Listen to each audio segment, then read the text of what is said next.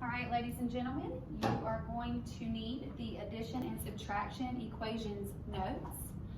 For today, our essential question is, how do you solve equations that contain addition and subtraction? Well, we have only two steps here. Step number one is you have to get the variable by itself by using the inverse operation.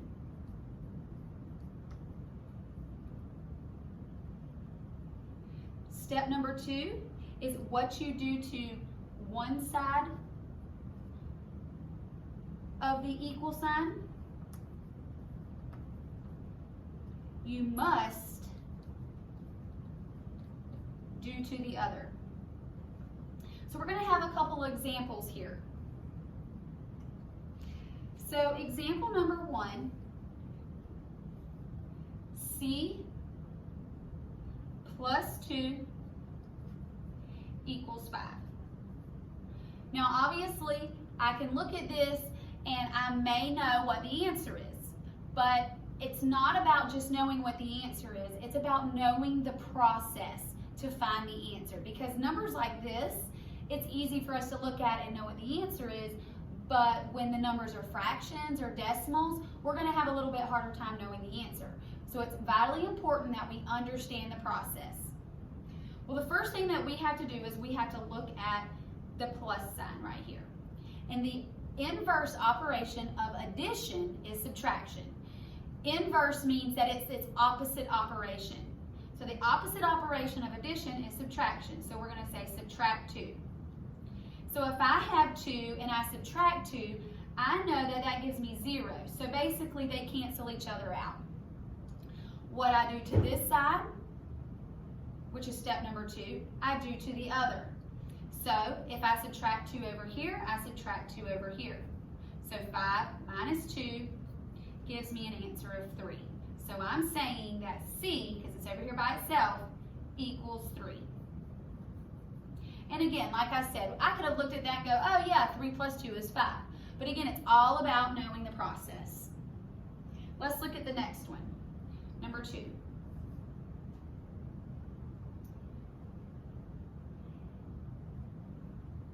$132 plus G equals 245. So it doesn't matter where our variable is. It could be in the front, it could be in the back, it doesn't matter. But on this problem, we're not really looking here, we're looking at the number. And 132, well, I know that 132 is a positive number, so how do I get rid of a positive number? I use a negative. So to get rid of that, I use minus 132, because this is a positive 132. So 132 minus 132, well, I know that gives me 0, so they cancel each other out. Whatever I do to this side, I must come over here and do it to this side. So this is subtracting 132 over here, so I'm going to subtract 132 over here. 5 minus 2 is 3. 4 minus 3 is 1. 2 minus 1 is 1. So I'm saying that G equals, see it's by itself, G equals 113. So listen, if you're falling behind a little bit on this video, that's fine. Push pause and then restart it till you catch back up. So again, whatever we do to one side, we must do to the other. We subtracted here, subtract here. We subtracted here, we subtract here. So let's look at our next one. Number 3. Number 3 is H plus 1.9 equals 3.8. So again, I look at the number that's on the same side as the variable, and I see that it's a positive. Well, to get rid of a positive, I need to use a negative. Or to get rid of addition, I need to use subtraction. So subtracting 1.9. They They cancel each other out because I know that equals 0. Whatever I do to this side, I must do to the other side. Minus 1.9. So when I do that, I'm going to need to borrow up here. Make this a 2. 18. 18 minus 9 is 9. And remember, we line up those decimals when we subtract. And that gives me an answer of 1.9. H, which is by itself, equals 1.9.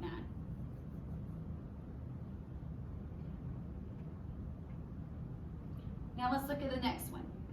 So we've done 2 with whole numbers, we got 1 with a decimal. Now we're going to look at 1 with a fraction, the beloved fraction. So we have m plus 1/3 equals 4/9. So this is, when we do fractions, this is when it's vitally important that we follow the process, understanding the process. Looking at the number that's on the same side as the variable, this is a positive or an addition. To get rid of it, we use subtraction. So minus 1/3. Well, 1/3 minus 1/3, I know cancels it out. Whatever I do to this side, I subtracted 1/3, I need to do that over here. Subtracting 1/3. Remember that when we subtract fractions, we have to have a common denominator. I currently have a denominator of 9 and 3. So I can multiply this 3 by 3 to get me 9. So my common denominator is 9. 3 times 3 is 9. 1 times 3 is 3. And these multiply by 1. 9 times 1 is 9. 4 times 1 is 4. So now currently, my problem is 4/9 minus 3/9. And that's going to give us an answer of 1/9. And m is going to equal 1/9. Now here's the key to these. What I really like about equation problems is that we can double check our answer and know for sure that we have the correct answer. So we're going to write this down here. To check our answer, or to check, we need to replace the answer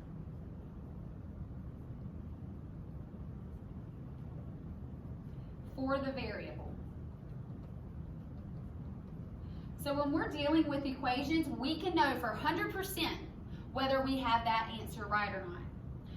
So going back to our first example, if I take C, C is supposed to equal 3. So if I put 3 in for C, 3 plus 2, does 3 plus 2 equal 5? Yes, it does. So I know that is right. Over here, if I take 132 and I add 113 because I'm putting in G for 113, I'm replacing this, I should come up with 245 because if I have 132 plus 113, 5, 4, 2, yep, there it is. So I can always check and know for sure that my answers are right. Every time. All right, let's turn it on the back and we're going to do a few subtraction examples. So that was addition. Now let's look at some subtraction.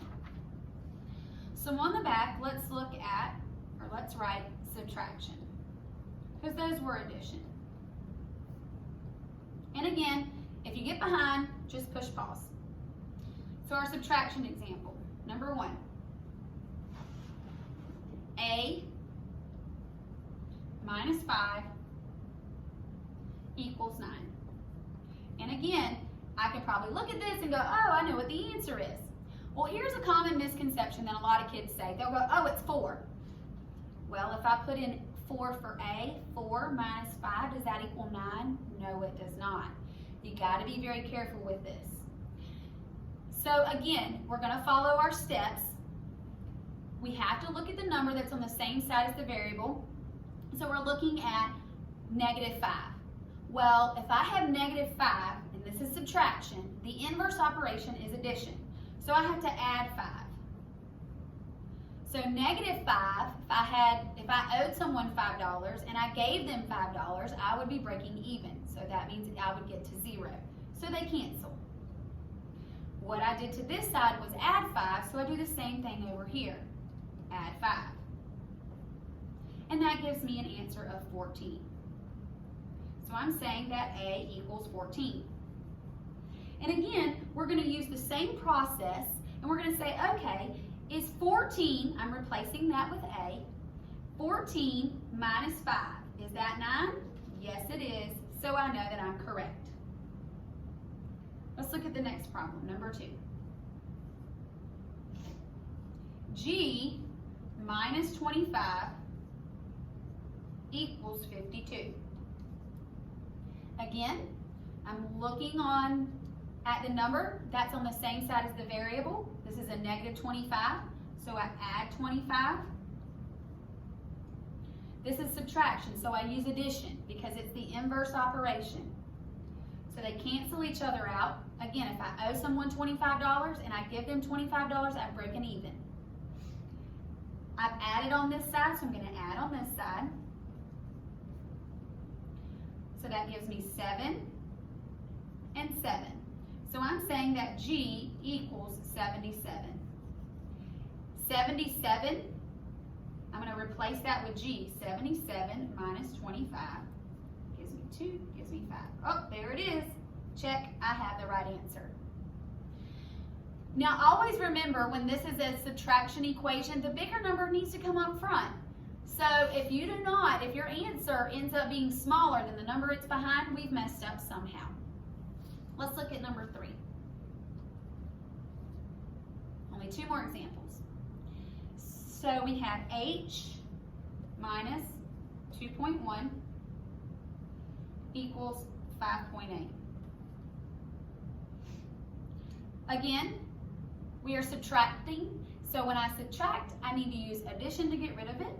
So plus 2.1. They cancel. Whatever I do to this side, I must do to this side. So plus 2.1. Again, we line up those decimals when we add or subtract. So I bring my decimal down. 8 plus 1 is 9. 5 plus 2 is 7. So I'm saying that H is 7.9.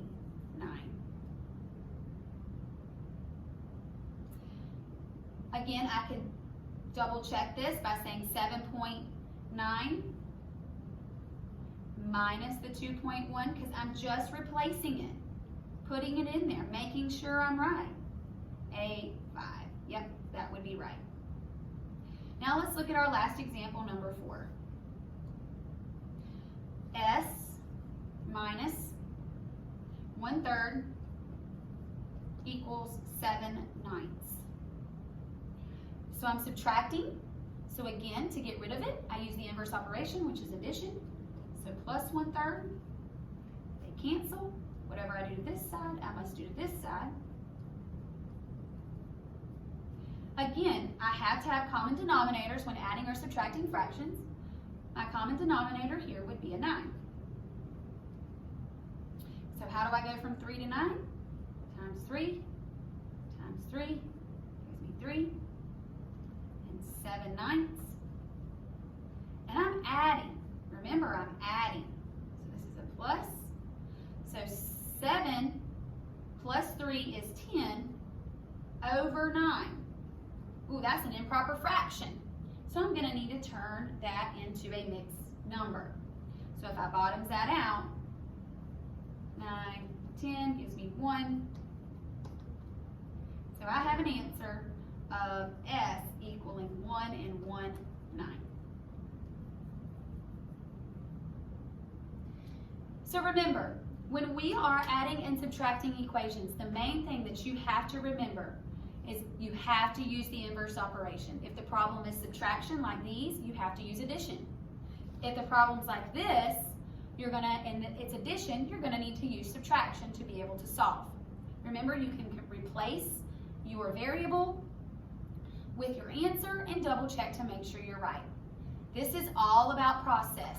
Understanding the process is the main thing that you have to remember, because like on these, I may have known the answer, but when I get to a fraction, I get really confused unless you understand the process. You're going to need to look at the directions on Google Classroom to know what page to glue this on. So check out the directions to be able to know what page you need to glue this on in your math notebook. See you guys later.